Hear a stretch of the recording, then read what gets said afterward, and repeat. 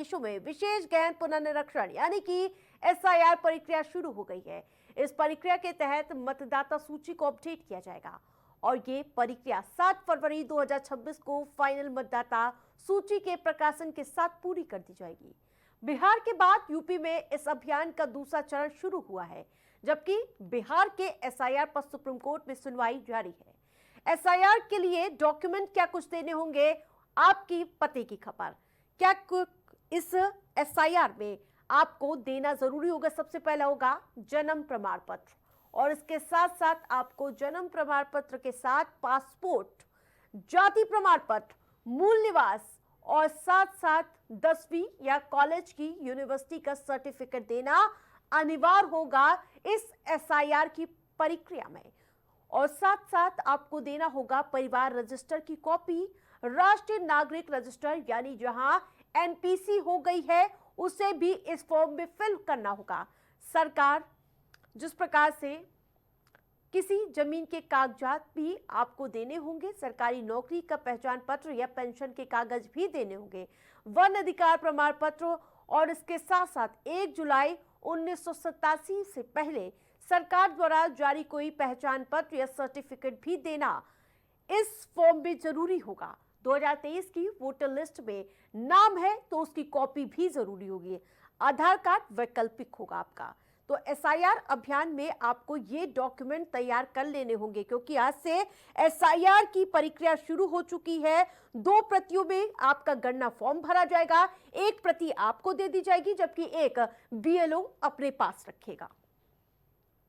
तो लेकिन एसआईआर अभियान का सबसे अहम चरण आज से शुरू हो गया है। इस दौरान बूथ लेवल ऑफिसर अगले 1 महीने तक वोटरों से संपर्क साधेंगे और उन्हें गणना फॉर्म की 2 कॉपी उपलब्ध कराई जाएगी।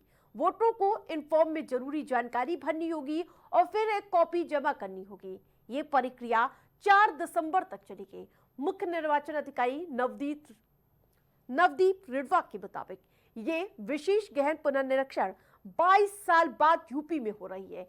इसमें वोटर का नाम और इसके अलावा आइडेंटिटी कार्ड और इसके साथ साथ एपिक नंबर भी जरूरी होगा। विधानसभा का नाम, भाग संख्या, क्रम संख्या, फोटो पहले से ही होगा। अब आपको एसआईआर की टाइमलाइन बताने वाले हैं कि क्या क्या इसके प्रोसेस होने वाले हैं। 4 नवंबर से 4 दिसंबर तक ये पूरी प्रक्रिया चलेगी एसआईआर की, और बीएलओ इस दौरान घर घर जाकर गणना फॉर्म भरवाएंगे और साथ साथ एक डॉक्यूमेंट, एक पासपोर्ट साइज फोटो आपको देनी होगी। ये जरूरी दस्तावेज हैं। 9 दिसंबर को जहां ड्राफ्ट वोटर लिस्ट जारी होगी और इसके बाद 9 दिसंबर से 8 जनवरी 2026 वो तारीख होगी जब नाम जोड़ने या फिर हटाने में जो भी सुधार होगा उसकी आप शिकायत दर्ज करा सकते हैं। 9 दिसंबर से 31 जनवरी 2026 शिकायतों की जांच और समाधान का ये समय सीमा निर्धारित किया गया है। 7 फरवरी 2026 फाइनल वोटर लिस्ट फिर जारी हो जाएगी, यानी कि अभी एक प्रक्रिया लागू की गई है। अगर कोई त्रुटि पाई गई है उसके लिए भी समय सीमा निर्धारित की गई है। 7 फरवरी 2026 फाइनल वोटर लिस्ट जारी कर दी जाएगी और 4 नवंबर से 4 दिसंबर तक की ये पूरी प्रक्रिया आपके लिए शुरू हो चुकी है। तो यूपी में विशेष गहन पुनर्निरीक्षण की इस प्रक्रिया के जरिए चुनाव आयोग मतदाता सूची को सही और अपडेट करने की कोशिश कर रहा है, ताकि आगामी चुनाव में कोई भी वोटर अपने अधिकार से वंचित ना हो। और जिस प्रकार से विपक्ष सवाल कर रहा है कि हमारे वोटरों को काट दिया जाएगा, ऐसी भ्रामक खबरों से आपको थोड़ा सावधान होना होगा, क्योंकि जो आपके क्षेत्र के बीएलओ होंगे उनसे आप सीधा संपर्क भी कर सकते हैं और ये प्रक्रिया आगामी चुनावों के लिए बेहद महत्वपूर्ण साबित हो सकती है। अब देखना ये होगा कि यूपी में ये प्रक्रिया कितनी सफल होती है और वोटर्स इसे कितनी सहजता से स्वीकार करते हैं। अब बात करेंगे प्रदूषण। जिस प्रकार